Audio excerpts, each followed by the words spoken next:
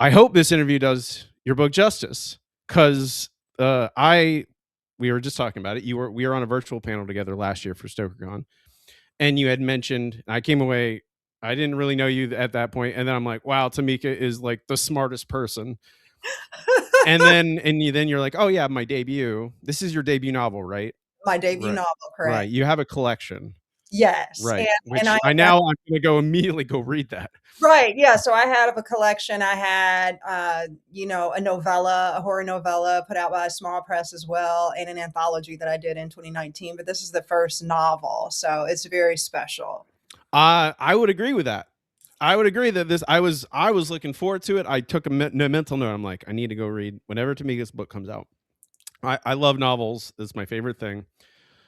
And then people I follow have been getting ARC copies of this and reading it and talking it up, saying how great it is. And I expected a lot, but this book blew me away. Oh, Simply incredible. Made me cry, which is not a lot of books do that anymore. I'm a hardened, cynical monster. I don't cry about it. I very rarely cry, even though that's not true. I'm a big softie. This book is great. thank you. It comes out tomorrow. Curse It of comes Hester out, Gardens. yeah, We're in the future. It yes. comes out tomorrow. And you should go get it. If you haven't already pre-ordered it, you should go get this book. You should move it to the top of your TBR. I can't tell you how hard enough. I'll sell this book for you, Tamika. Thank People should go read The Curse of Hester Gardens. It is, I don't know. Frankly, I would suggest this to anyone, horror fans or not. You should go read The Curse of Hester Gardens. Really special book. thank you. And I think I could talk to you about it for hours and hours and hours, but a lot of these questions would be spoilers, which I'm gonna try and dance around spoilers because I would do a disservice. People should go read this book and experience it. But a lot of this, I kind of curated some questions that we can dance around spoilers if we have to. Okay. In the first question, we'll see. Actually, before we get to questions, I need to remember to do this. Yes. Could you give us an elevator pitch for the book to people Oh, listening? sure. The pitch was that it was like Lionel Shriver's We Need to Talk About Kevin if you crossed it with River Solomon's Model Home. It's a gothic novel that is set in a public housing project, and it follows one mother, her name is Nona McKinley, as she faces the twin specters of gun violence and a supernatural curse. And when the story begins, she's raising three boys in this fictional public housing project. It's called Hester Gardens, and it's in a fictional town, Medford, Michigan. And her husband is already behind bars for dealing drugs. Her oldest son, Kendall, has already been shot to death. And she has her second son, Marcus, who's on the right path. He's valedictorian of his class. He's heading to an Ivy League school, and she's so excited because she feels like he can get out of their high crime neighborhood. But then these strange things start to happen to her and in and around Hester Gardens, to the other people in the community as well. Her youngest son, Lance, who's in eighth grade, is hanging around with the local gang, the Hester Boys.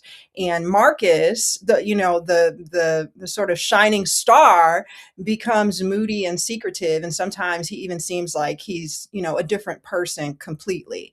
And so she fears that someone or something is seeking revenge for something that she did in the past to protect her family. That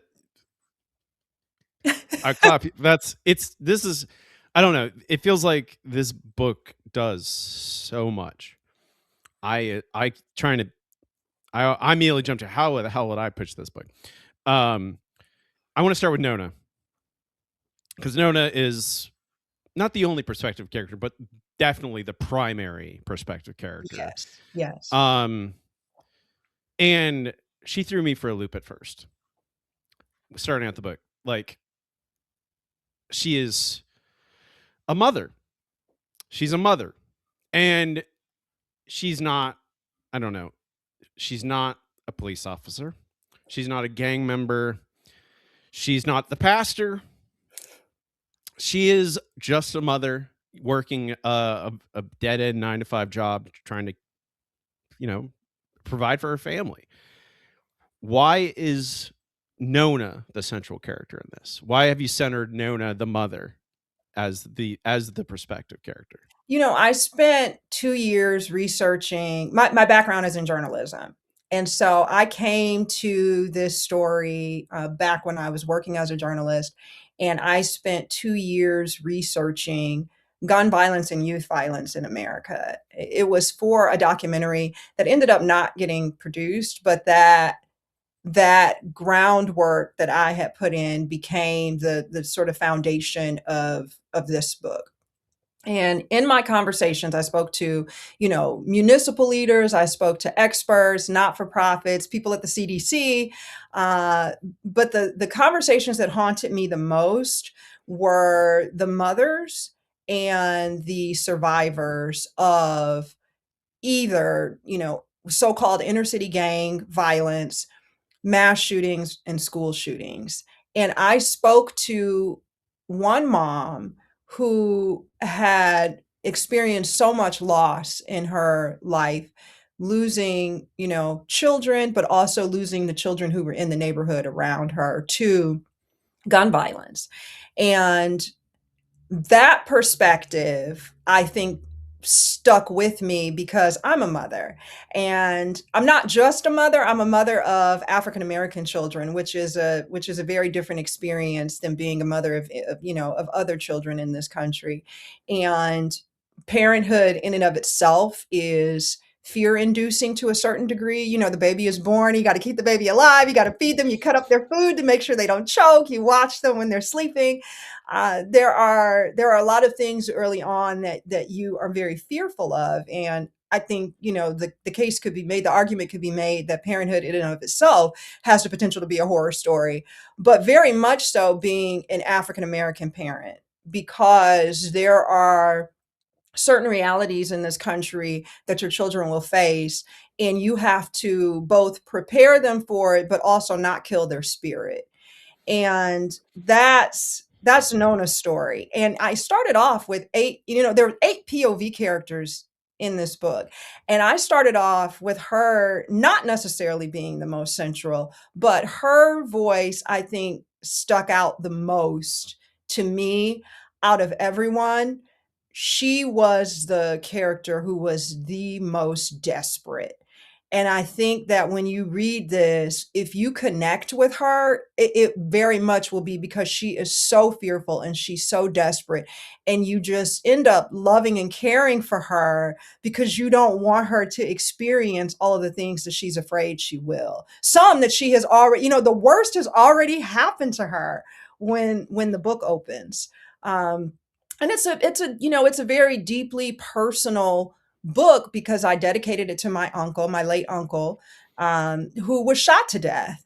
And my grandmother, I would always think about, how did she come back from that? How did she absorb that loss and still experience joy, still, get up in the morning and go to multiple jobs, still love all of the other children and grandchildren that she ended up having? Like, how?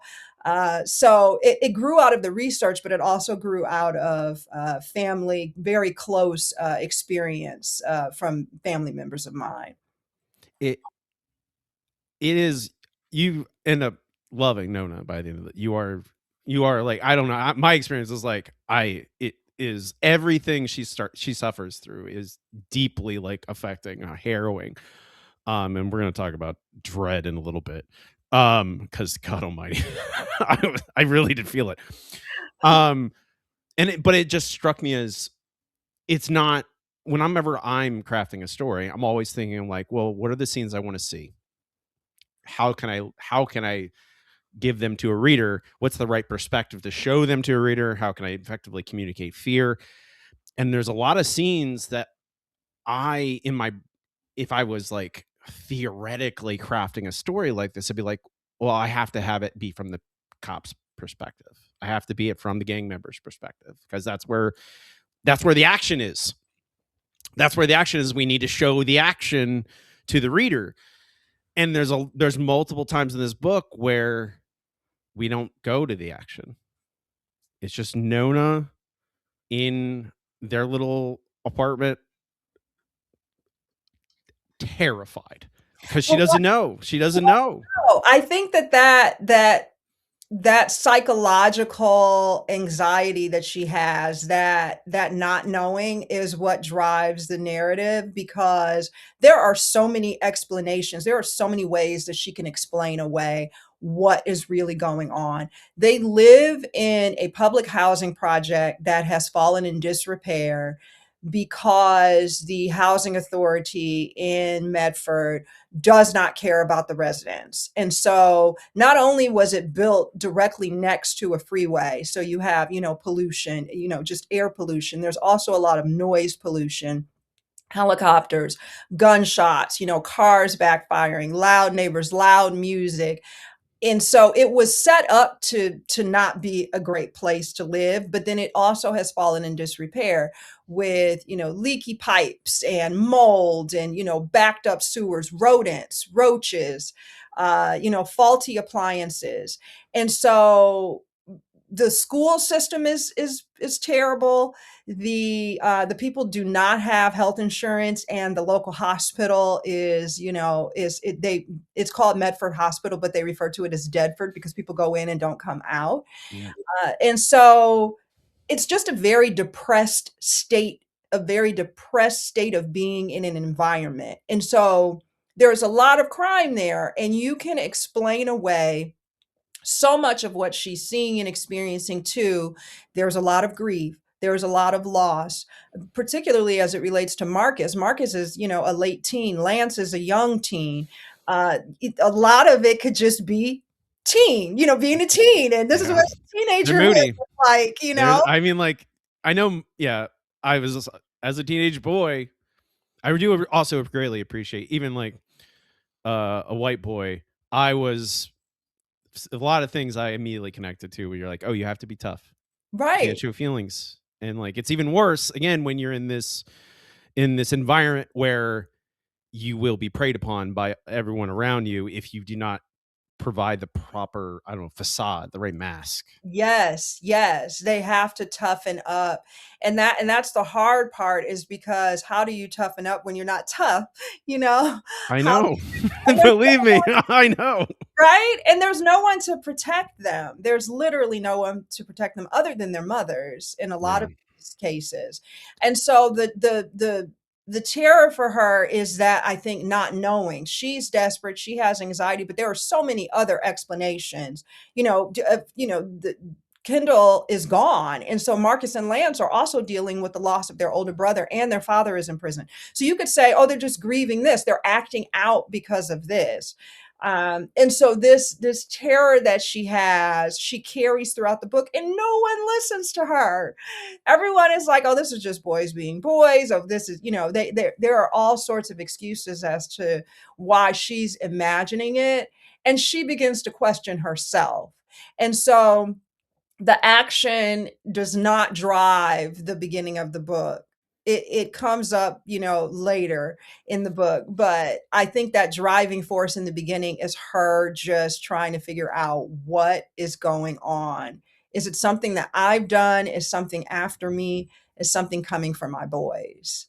I mean, it is very, it starts out very subtle, but at a certain point, it's not subtle anymore. And there was even me, I'm like, is this really happening? Or is this in her head? Is that? I mean, then you're like, no, there's something going on for sure.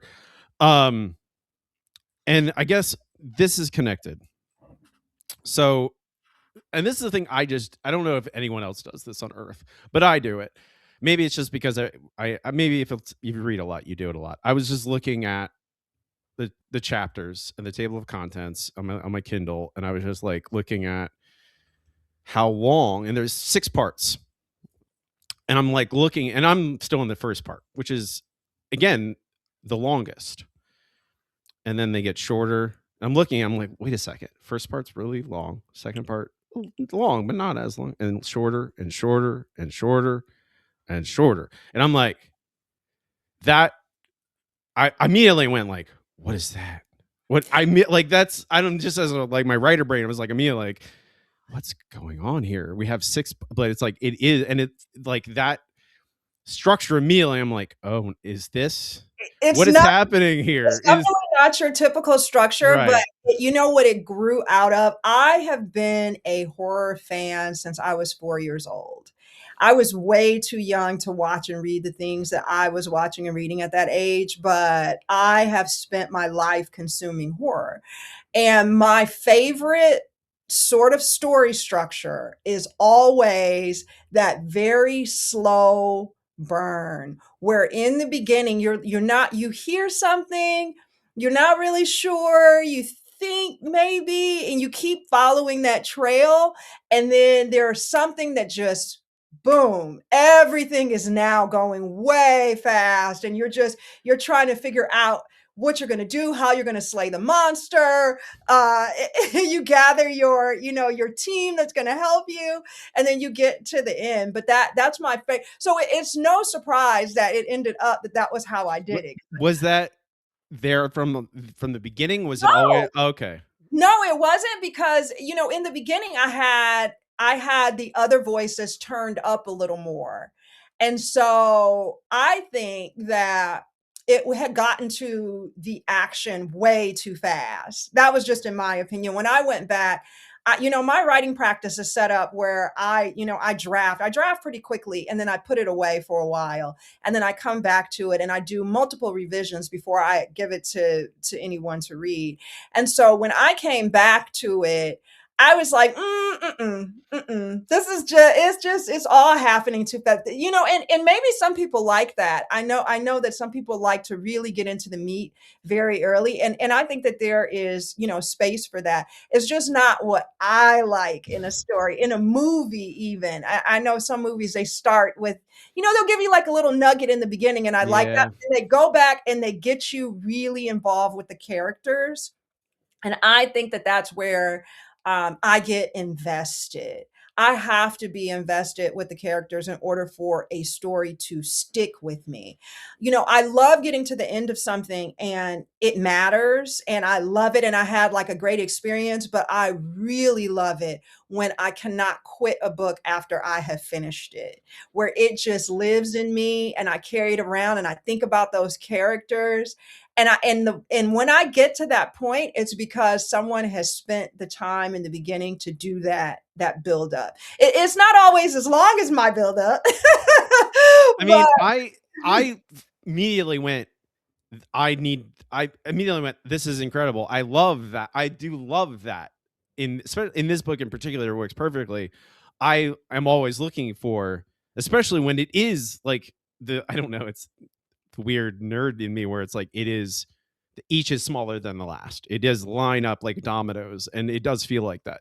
Because after you get to part 3, part 4, you're like, I mentioned dread, like it is building and building and building and my heart was like my chest is like getting tight. I'm like, what is happening? And then you get to the scenes yeah, which I will not spoil, but part yeah, 4. part 4 exactly. When you get there, you're like, oh no. Yeah. Oh god. Oh god, I can't handle this. um And that's, I mean, I will say that's what I love about horror more so than, and I'm not saying that I don't love other genres. I really do. But I think that that is even what sets it apart from thrillers. That sense of dread, that sense of, um, I know like I sense what's coming. I right. don't know 100%, but I really don't want to experience it, but I also have to go through it, right? You have to keep going. Yeah, I mean, That's it what is I love the about it. horror. It is that, and I think that when you talk about difference between thrillers, like I don't know, thrillers are always there's always a measure of it'll be okay, Yeah. everything will be okay, and I'm like, in our books, that is not true. Yeah. Everything will not be okay. Yeah. It's gonna be bad. It's gonna be bad. It's gonna be really bad. It's gonna, and it was really bad. I mean, Yeah. it's great. It's perfect. Honestly, it feels like it's a perfect. It's the payoff. Again, I'm just alluding to things. It's an incredible payoff to all that dread that is building and building and building and building. Um, the only ghost here is poverty. Mm. I highlighted that quote in here. I don't know. There's a lot of a lot in here about the nature of a curse, the nature of ghosts. It has echoed a lot of things I've been thinking about lately about ghosts, about people believing in ghosts, and about the inherent like belief I think that ghosts are like here because if we find a ghost, it's because they've unfinished business. And I'm like, and then there's something that in this book kind of connected my brain where like, and there's a lot in this book about cycles of violence, perpetuating cycles, violence that perpetuates violence, violence begets violence. And I'm like, and I just thought, well, ghosts beget ghosts. It's that same thing. And I'm like, I is this book feels like it's about America. This book is about America. Okay, that's what I'm like. I was like, was that intentional in your part? Because like, and it like, hey, all my favorite books are about America. Yes. Every single one, and they're like, they're not all, they're all different, really, but they're all Moby Dick's about America, Blood Meridian's about America. I would say this book is about America. The curse is America. The curse is the generational trauma that is getting passed down. The curse occurs for her family before any supernatural element exists in the story because of the open air prison that they live in. I mean, that's ultimately what it is. I did research on a number of public housing projects. My mother in Detroit grew up in when she was younger in a public housing project called the Jeffries Project before my grandmother was able to purchase her own home. And when I lived in Detroit, we were about a mile away from a public housing project called Herman Gardens, which Hester Gardens is very closely resembles. But I studied the Marcy projects in New York and just, really infamous ones. And the things that are done to the characters in their life to make their life so miserable are intentional and are done by that is violence in and of itself, right? When you take the guns out of it, Yes. being in a place that you do not feel safe and you have no recourse and no help in a country that has relative wealth is a form of violence. Yeah. uh, Institutional. Institutional violence for sure, and the generational trauma. There is one character in here, it is Keandra's boyfriend, who she meets at the hospital where she works, and he's there to visit the patriarch and his family, but he comes from a pretty well-to-do family. And so the question was posed to me at one point of why, if that family is doing so well, why is the grandfather at the hospital that everyone considers the bad hospital? And within African American families, very often we are forced to start over every generation. There is very little wealth that is passed down because it's been taken from us generation after generation in some form or fashion. And so the characters are cursed from the beginning just by existing in a country that would rather they be dead, that they did not exist. Yeah. And so the supernatural elements come on top of it because I think that it raises a lot of questions about curses, about the idea that something has been set in motion for you before you even had a chance to decide, before you even had a choice, but you were given no choice. This has been set in motion. How do you as a person, how do you as a community deal with that? Come back from that, survive that? How do you find joy in that? How do you push back against it? How do you have progress? And so those were sort of the questions around the curse. So yeah, poverty is the curse. Racism is the curse. There are a lot of curses, and certainly gun violence and violence in general. Yeah. You mentioned the book mentions the CDC. You just mentioned the CDC. I had a friend who works, I think still works at the CDC. And he mentioned they were trying to fund a wider, wider research, even just research. You know, into gun violence, and they were struggling getting the funding, getting people, obviously the government to approve it because gun culture, because the NRA, because et cetera, et cetera. it's a tough issue. I will say this: when I began looking at it more than a decade ago, it was a public health crisis. It was considered a public health crisis, and that declaration was made again in 2024 by the U.S. Surgeon General, where he said this is a public health crisis that the nation needs to address. And the reason for that was that you can get the funding and you can get the research to, dollars to Right. this issue when you make that declaration. At the state level and at the municipal level, I found that some people have had some success by throwing everything at the issue. It is not only a gun issue. And I think that that's where we start to run into problems in the country, is because you have to look at you have to throw everything at it. So mental health, community policing, housing, Right. education, healthcare, all of the things that come up in this book. If you want to solve that, you have really, what you have to do is you have to have safe neighborhoods across the country. Oh, only Yeah, that. That's all you need. Just right. need Well, because we yeah. have said that there are certain places that it's okay. It's, that Hester Gardens is a microcosm for larger cities. And so we have said that it's okay if there's a shooting in Oakland. It's okay if there's a shooting in Baltimore or Detroit or Chicago on the South Side, right?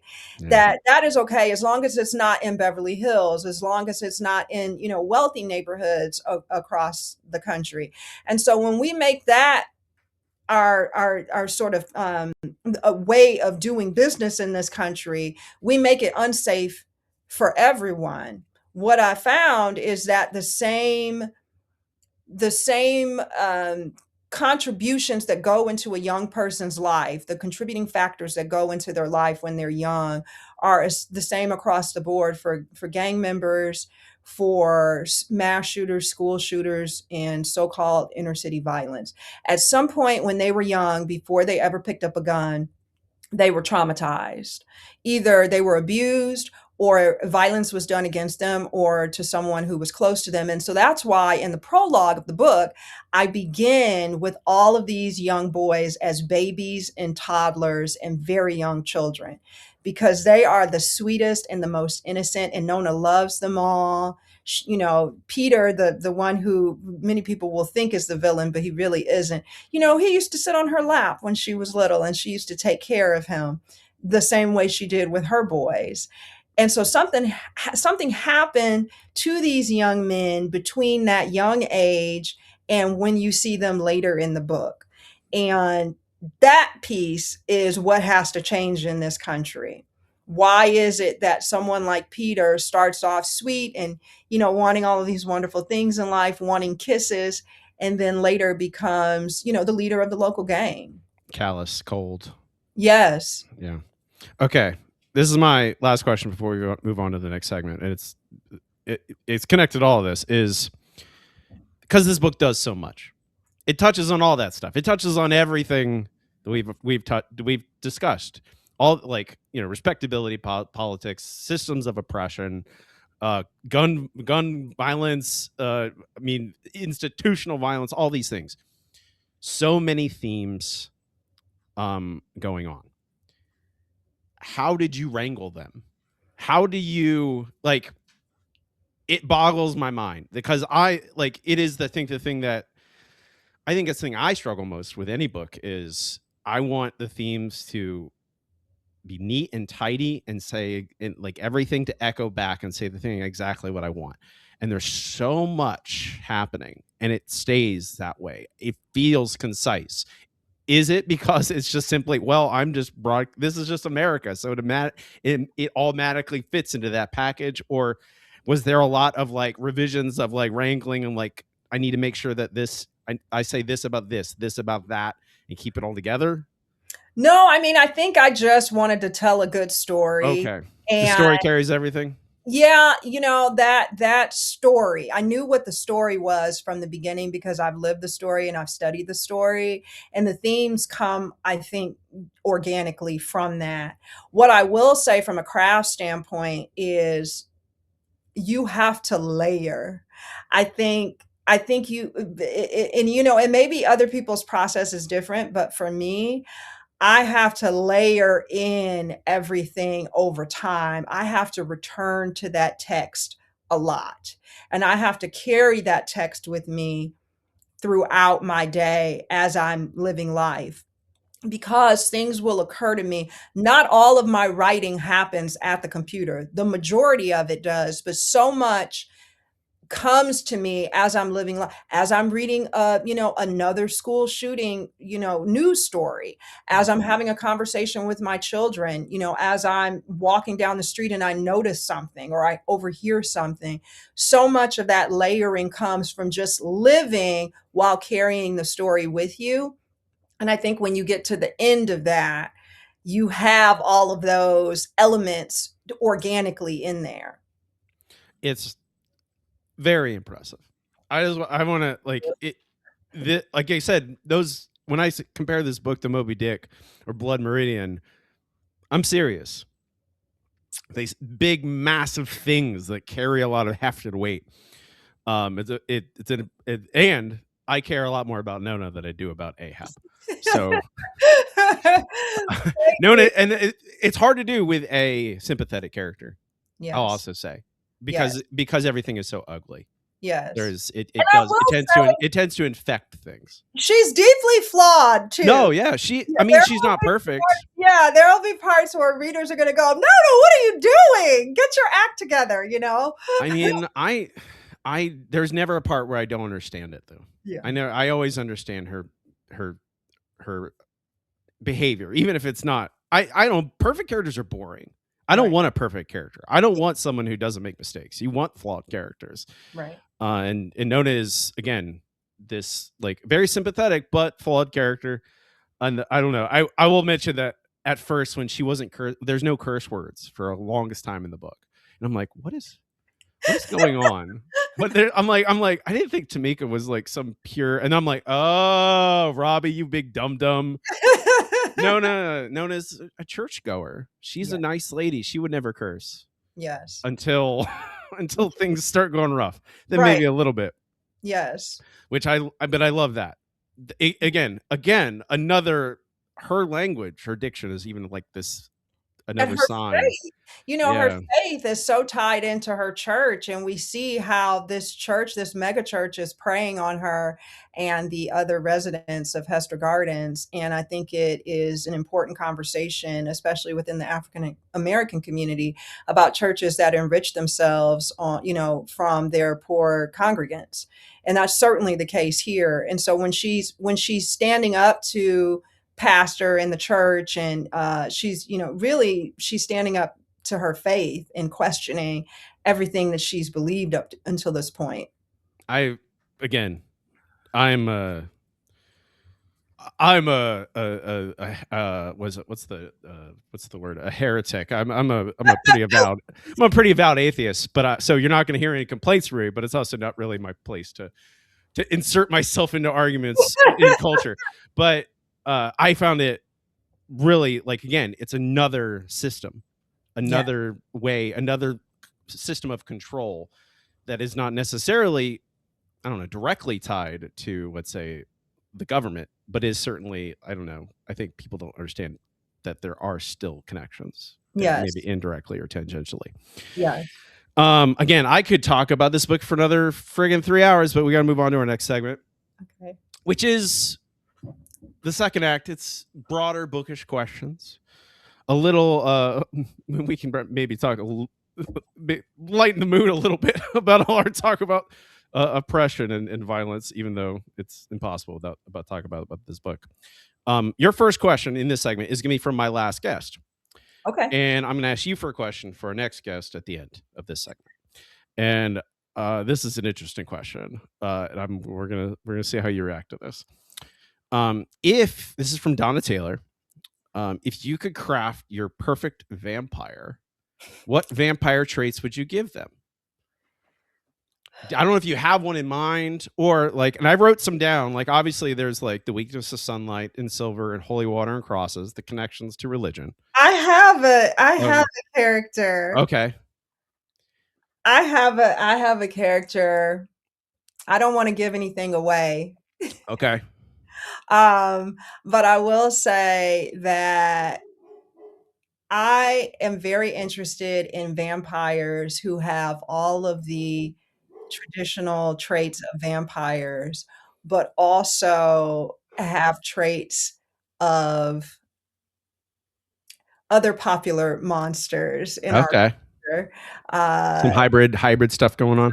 hybrid stuff going Okay. on for sure. I am very interested in new types of monsters and creating a vampire that very much,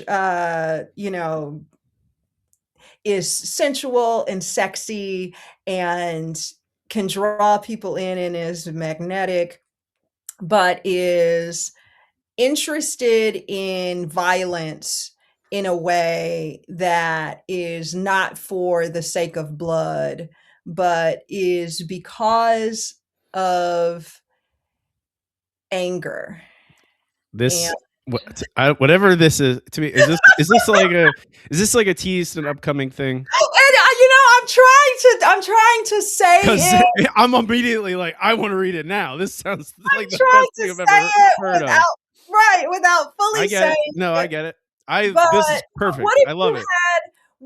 had a vampire who was driven by anger and by psychological oppression as much as they were driven by a desire for blood? Stop digging. You hit oil. I'm ready. I'll buy this tomorrow. Whatever this is. Uh, I read. I don't know. Have you read Buffalo Hunter Hunter? Have you No, read I that yet? haven't yet. Okay. I Maybe I read The Only Good Indians, yeah. okay. Which there's also clear parallels between Only Good Indians and this book. I think. I don't know if that's intentional either, but um, Buffalo Hunter Hunter is a vampire book, and it has the most unique take on a vampire that I've read in a very long time. And now I'm like, oh, are we getting more vampire renaissance again? We getting the vampires are coming back. I think Whatever the vampires thing, never go whatever. away. Okay, fair enough. I agree with you. But whatever this is, whenever you're allowed to talk about it, I'm immediately on board. Um, that's excellent. I couldn't even plan this. That's the best thing. Donna, thank you. I need to message Donna. So thank you for that vampire question. Okay, this is a question I ask everybody: who's a writer more people should be reading? And you can say more than one name if you'd like. I will need to say more than one name. One of my favorite in recent years story collections was Lesser Known Monsters of the 21st Century by Kim Fu. That book blew me away, and they have a new book coming out, and I'm gonna have to get it just because the collection was just amazing, and I think everyone should be reading Kim Fu. I would say Kenya Moss Dime, one of my favorite authors for long work and for short work. The collection Daymares has always been like I even travel with Daymares sometimes just because I want to go back and reread some of those stories. Michelle Tracy Berger, if you haven't read Doll Seed, obviously I'm really into collections. I really love short story collections. I think every author should do one at some point in their Uh career. oh. I better get. Do it, Robbie. You have to. Vincent Tirado, I am in the middle of We Came to Welcome You, and their new book, I have to get a copy of You Should Have Been Nicer to My Mom. They are just a brilliant writer, and That title immediately is. You should right, have been nicer to my mom. I right. agree. You should be nicer to my mom. So I think everyone should be reading them. Okay, that's great. I'm gonna go look up all those people and put those links in the show notes so people can buy those books themselves. I'll probably end up. I always end up buying books after I interview people. You mentioned liking horror since you were 4, so this is a good question. What was your gateway horror media? What got you into horror? So when I was younger, I mean, I consumed everything. I used to watch Tales from the Dark Side, monsters on television and Friday the 13th, the series. They used to come on Saturday night back to back to back. And that was the one night I was allowed to stay up late because there was no way anyone was going to tell me no. Like I had to watch these. I was really into slasher movies from a very young age. So like, even my mug, has Michael Myers in it. So like, and I have another one with, Jason Voorhees. So from a very young age, just everything that you can think of in popular culture that was horror, I was watching, I was consuming it. Old Twilight Zone episodes, Tales from the Crypt. Yep. When I was a teen, Tales from the Hood. Tales from the Hood has really impacted. I haven't rewatched that since I was a child, so I probably should rewatch some of it. Rewatch it, like Yeah.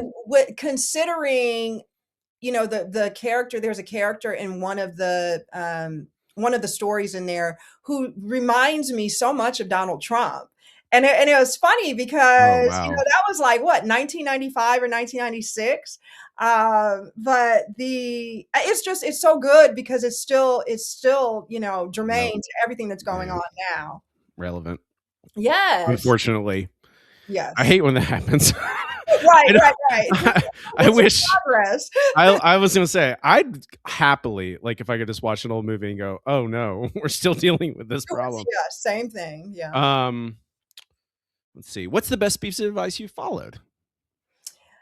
Tanana Reeve Dew. Uh, Ooh. I was in a workshop with Tanana Reeve Dew very early in this process for this book. The first scene in chapter one of this book was actually developed in her workshop.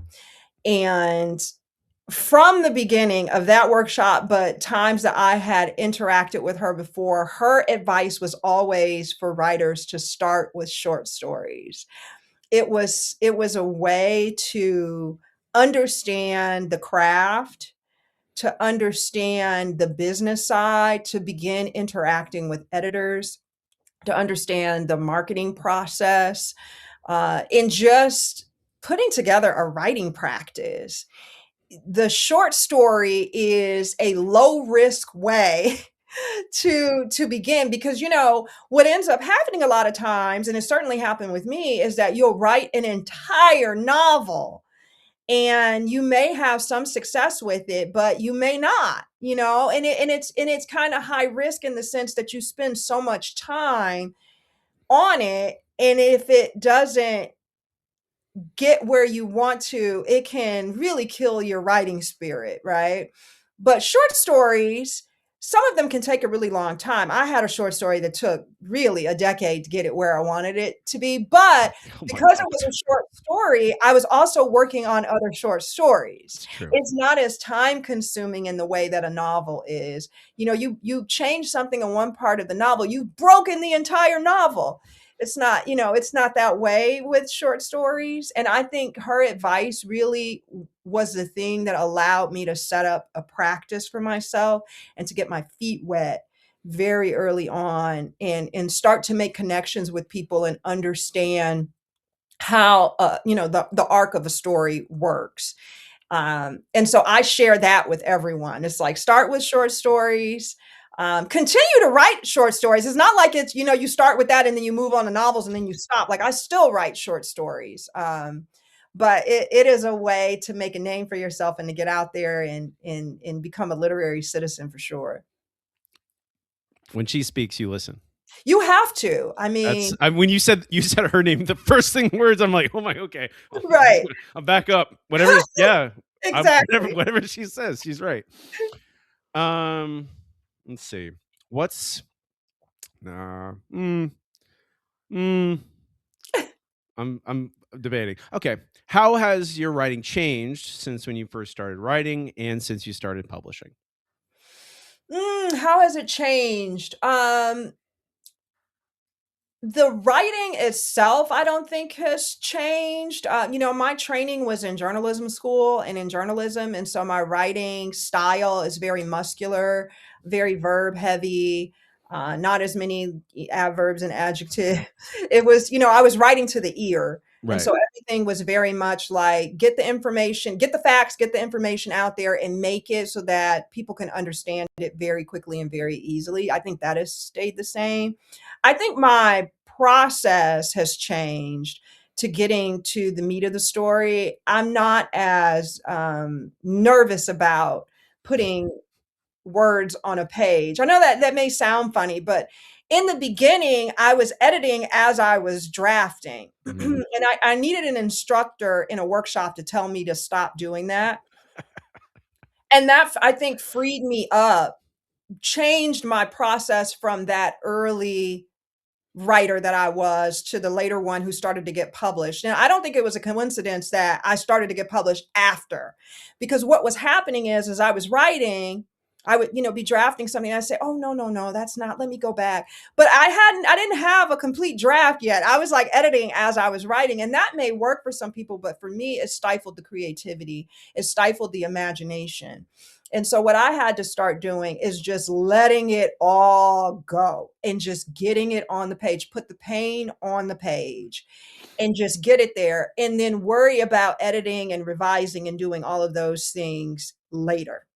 But tell that story the way that the universe has told it to me and has given it to me, and to let those characters speak on the page the way that they are speaking to me, and without editing and without judging.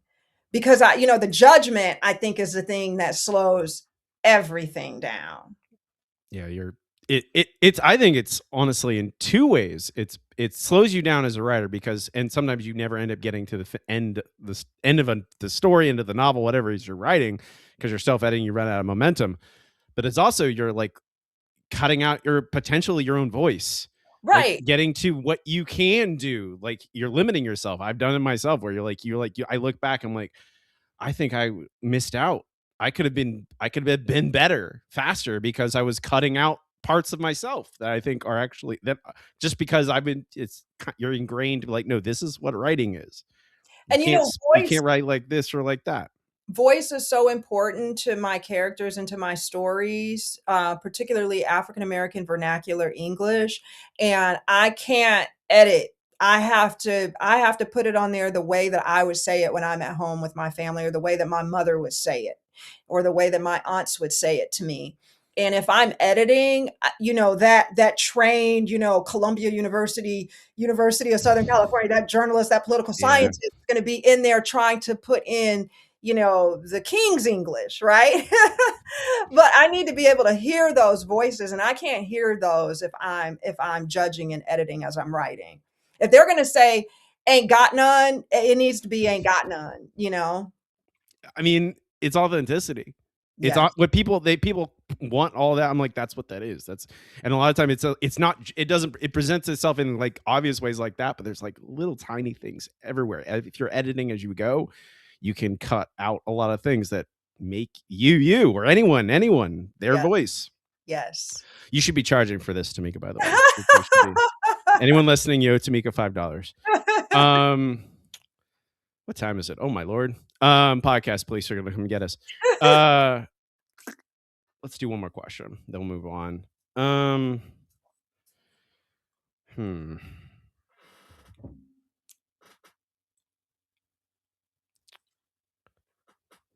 We've touched on this. I might as well ask it. What is a practice that helps keep your writing momentum going?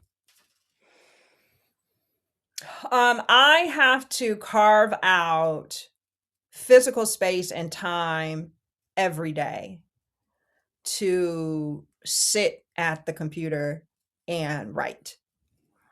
And that may sound very basic, but life gets in the way, right? And especially when you have children, they literally will open the door and walk in. Um, and so I have to carve out that time and space daily, and I have to make sure that I'm using that time to write or to revise and not to do marketing and business, because marketing and business take up a lot in social media, take up a lot of writing time. And so that's why I keep mentioning my writing practice. I gave myself permission to have a writing practice very early on. and I'm committed to it, and it allows me to finish my projects. Or I wouldn't say finished because nothing is ever finished, but to get them to a place where they are Stop. publishable. Yeah, Yeah, where you stop working on them. stop working on them. Exactly. Yes. Yeah. And music. I have a lot of music. I have a playlist for the Curse of Hester Gardens, that comes up in the book, but I use other forms of art to keep me inspired, and music is definitely one of them. I have related. I have a music question on here. I was, there's potential. Well, you already like, now you've answered it, so I don't even have to ask it. So what is your question for our next guest? Question for the next Can be, guest. can be anything craft related. It doesn't have to be whatever you want. Um, if you were forced to write a series, like think like a 10-book series Ooh, with one of your characters, which one would you be willing to spend that much time with? that's a really good question. I like that a lot. I might steal that and use that. For I do that sometimes. I'm like, oh, my guests are real smart. I'm going to steal their questions. Right, right, right. That question that I have Philip Fracassi on next, so I'm going to ask. Ooh, I I'm would gonna see. love to hear his answer to We'll, that. we'll tune in. Okay. You'll find out. That's it for the second segment. We can move on to our final segment. It's time for blood. Mm. Yeah, it's not that bad. It's time for struggle. It's time for trouble, hardship. It could be anything. It could be craft related, like nuts and bolts stuff. It could be ethos or philosophy. It could be social media marketing, business, which you've already mentioned. Could be any of those things, past or present. What's on top of mind? Or what do I you can just grouse. You can just complain if you want. know, Oh, I think one thing that I have my own workshop where it's called The Art of the Query, and we write cover letters. And I need to take this workshop. I didn't even know this it's existed. it's for I'm gonna it's for take it. early authors, early career authors, and you come in with a project in mind and you write a cover letter, and you're either going to send it to an editor at an independent press, or you're going to send it to an agent. And we work on the pitch that's going to go in there. We do a little bit of market research, and they come up with a list at the end, and hopefully hit submit. One of the slides in my PowerPoint presentation is about, once you get accepted, understanding contracts. And the reason that I have this in there, and so this is the blood. Okay, I'm right. I love it. Honestly, I love it. Before I had an agent, I did everything on my own, and I was happy to do it. I really loved being a scrappy, on my own sort of author, figuring out the world. But what ended up happening is I would get contracts that made zero sense. Not all the time, but some of the time. And so it would really make me frustrated, because here I am doing all of this work and really believing in it and wanting to see it make it into the world, and thinking I have found a publication or an editor that would do right by me. And then they would send over the contract. And so I'm all excited that I've been accepted. And then I see the contract and I'm like, oh, this is never going to work. And so I got all excited for nothing. But the reason why I tell this story all the time is because I want to make sure that writers who don't have an agent and who are doing their own contract review, that you really view your acceptances as these wonderful things that might lead to publication. And the reason that I say that is because you have to do your due diligence in between. And so for speculative writers, we have, SFWA has a contract department who will review things for you. I've used them. The Authors Guild, if you are a member, I have used them. And where this came up, my story collection, Unshod, Cackling, and Naked, before I found Eddie Generous at Unnerving, I had sent that to another publisher, who the editor I had knew, but they were new. They had just gotten off the ground, and their contract was extremely expansive. They wanted everything. including film and television. Mm. And, I warn authors all the time about this, that you have to really be careful about just giving away everything, and particularly film and TV rights. And I took the time and, pushed back, and they just wouldn't budge at all. And it wasn't meant at the end of the day. But I pulled back on it, and I was very sad to do that because I had this project that I really believed in, and the publisher that I wanted didn't work out. Well, at the end of the day, I found someone who was honest and who did have a great contract, and it all worked out in the end. And, the book ended up winning an independent book award. So I say this to say, look at your contract, have other people look at your contract. If not, it's better to have no contract than to have a bad contract. Correct. And that was the blood, I think, was I me. mean, again, you said you have a seminar, so you are charging people for it. But I mean, it is I just did my own seminar, an intro to publishing seminar, and I'm like, vet everything. Yes. Vet everything. Ask other people who've worked with those people. Get people to look at I know you're not a lawyer. We're all creatives for the most part. You're not a lawyer. Go hire one of those, like the Authors Guild is the one I use. But yeah, there are resources out there. And they're free. Yeah, They exactly. don't charge. They're happy to do it. They're happy to review. SFWA, they get right back to you, and they're happy to review the contract. That I've never had any pushback from them. They're always like, these are our thoughts. Yeah, and it is, again, we are, again, we believe in our work. We love it so much, and we're like, oh, this is my only opportunity. I feel like some people see that and they go, oh, it's my only opportunity. Yes, whatever you want. And you're Yes, like, no, don't. You have to believe in yourself enough that you can go, no, I can find another exactly. one. And that's the thing, is that you believe that you can find something else, and you can. Yeah, there was an old lady who attended my seminar the other day, and afterwards she came up to me and was like, there was a man who read my work, and he said he would publish it, but I would have to pay him. And I'm like, no, no, no, no, no, no, no, no, no, no, no, no. We don't do that. No, no, Exactly. no. I'm like, no, no. The moment I'm like, and she's like, he'll send me the cover art. I'm like, no, no, no, no, no, no. Come on, I will do it. Talk to me. Right, right, I'll publish. I can help you publish.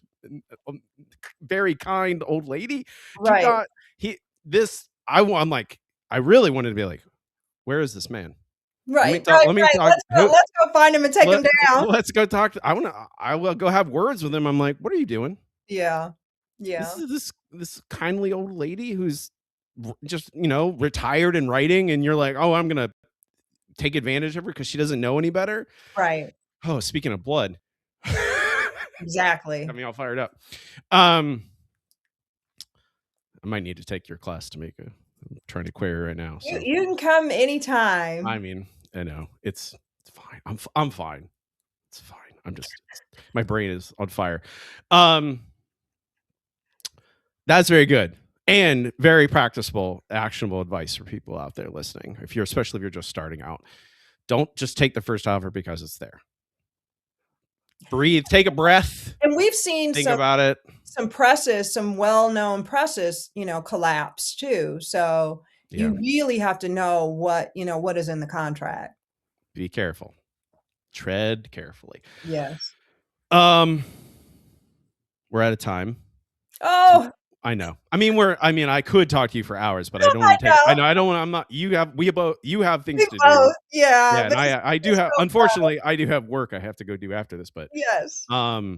before we go, I have started doing this. I want you to manifest something for your career. What do you want? Speak it out loud. Tell the universe this is the thing you want, and we're gonna make it happen. For my career or for this book? Either, both, whatever you want. Book, what I want once this book drops is I want to continue to have a conversation, and I would like for it to be a national conversation about gun violence, about safe neighborhoods, and about the curse that we all are experiencing in this country. Here, here. couldn't say it by myself. I mean, if there's any justice in the world, people will read this book, and hopefully it is transformative to some people. Before we go, Tamika, where can people find you online? Where would you like them to buy The Curse of Hester Gardens? Go to TamikaThompson.com. It's got everything there. It's got the links, my blog, Tamika Talks Terror, with the latest information about what's going on, all of my Goodreads, everything is on TamikaThompson.com. Okay, easy peasy. Tamika, thank you for joining me. I appreciate it. Thank you so much for having me. This was a lot of fun.